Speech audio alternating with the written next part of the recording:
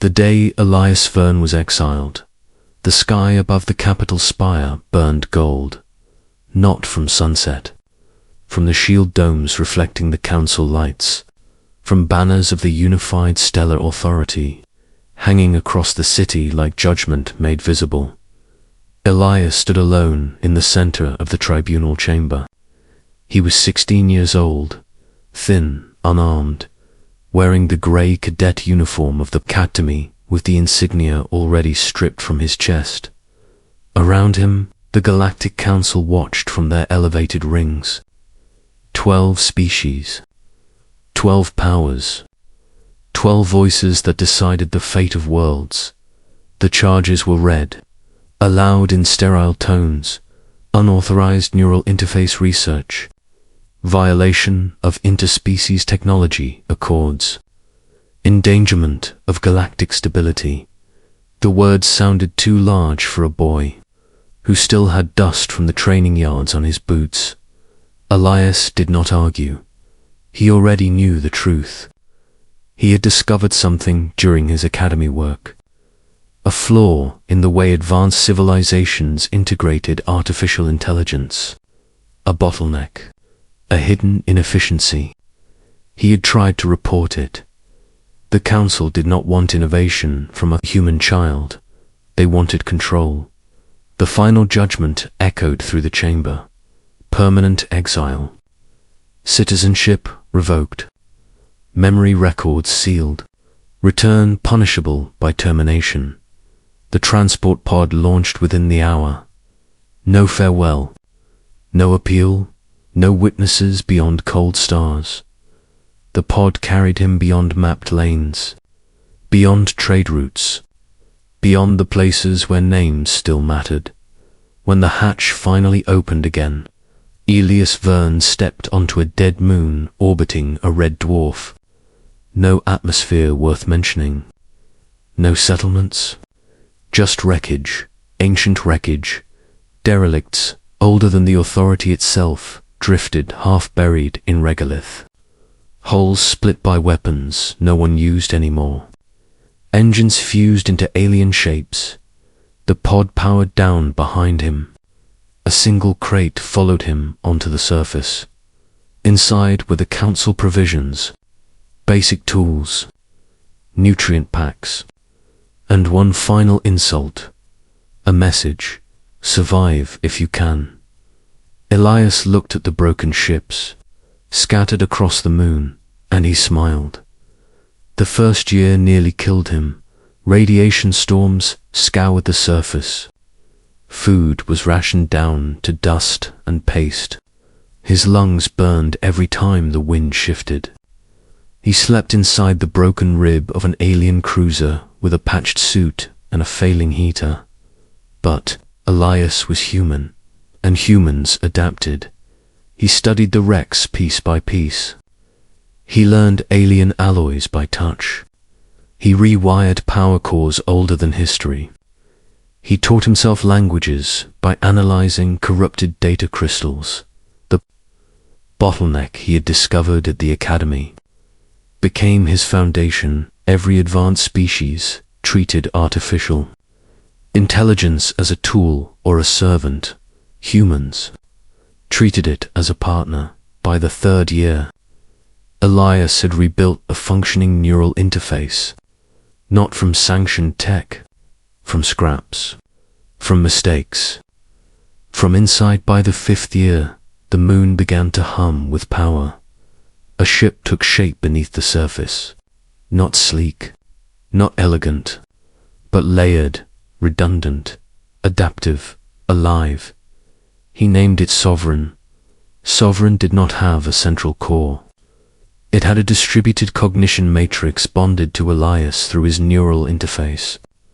Human intuition fused with machine speed, where other ships followed command trees. Sovereign predicted outcomes, where other fleets required crews of thousands. Sovereign required one by the 10th year. Elias Vern was no longer surviving. He was preparing. The Galactic Council session was routine when the alert arrived. Unknown vessel detected at perimeter range. No registry. No transponder. Energy output exceeding dreadnought class. The council chamber buzzed with irritation more than fear. Unauthorized vessels were not uncommon. Pirates, rebels, fringe, warlords. This was different. The feed displayed a single ship emerging from slip space without distortion. No energy flare. No warning signature. Just presence. The hull was asymmetrical. Layered plating shifted as if breathing. Weapon ports opened and closed without firing. Shields rippled in patterns no council analyst could identify. The ship broadcast a single message: request audience. The council chamber fell silent. Security fleet scrambled. Defense grids powered up. Planetary cannons aligned. The ship did not react. Then it spoke again. "I'm here for judgment." One counselor leaned forward, a tall avian being with silver feathers. "Identify yourself." The reply came instantly. Elias Vern, exiled citizen of Earth. The name triggered old files. Sealed records. Forgotten embarrassment. Several counselors stiffened. "Impossible," one hissed. He was a child. The ship's exterior cameras activated. A human face appeared on the display. Older now. Sharper. Calm. "I was," Elias said. "I am not anymore." The avian counselor sneered. "You violated our laws. You endangered us all. You were shown mercy." "Mercy," Elias repeated. "You sent a child to die." The defense grid locked onto Sovereign Dot. Elias raised one hand. "Before you decide," he said, "allow me to demonstrate something." "Permission denied," barked a counselor. Sovereign moved. Not forward. Not aggressive. It vanished. Every sensor in the system screamed at once. The ship reappeared inside the inner defense perimeter, between orbital platforms, past shields that had never been breached in 3 centuries. No weapons fired, no alarms triggered until it was already done. Elias spoke again. "That was a microfold without energy displacement. You cannot track it. You cannot block it. You cannot replicate it." The council chamber erupted. "Stand down," the avian shouted. "This is an act of war." Elias smiled faintly. "No, this is a conversation." Sovereign's systems came alive. Every defense platform in orbit went dark. Not destroyed, disabled. Power drained into null loops. Every council fleet lost targeting synchronization. Weapons locked themselves safe. On the chamber display, schematics scrolled. "I rewrote your command architecture," Elias said. "Your systems prioritize consensus delays. Safety checks layered over fear. It makes you slow." He looked directly into the camera. "I am not slow." The counselors realized then that the boy they had exiled had surpassed them. Not through numbers, not through brute force, through understanding. "What do you want?" demanded the avian. Elias leaned back in his command chair. "Justice," a counselor laughed. Bitterly, "You expect us to apologize." "No," Elias said. "I expect you to remember." He tapped to control. Archived records flooded the council network. Not just his case. Thousands like it. Suppressed innovators. Exiled thinkers. Species marginalized because they did not fit the authority structure. "You fear change," Elias said. "You call it stability. Humanity calls it stagnation." The council tried to cut the feed. They could not. "I could destroy this system," Elias continued. "Sovereign has already mapped every weak point."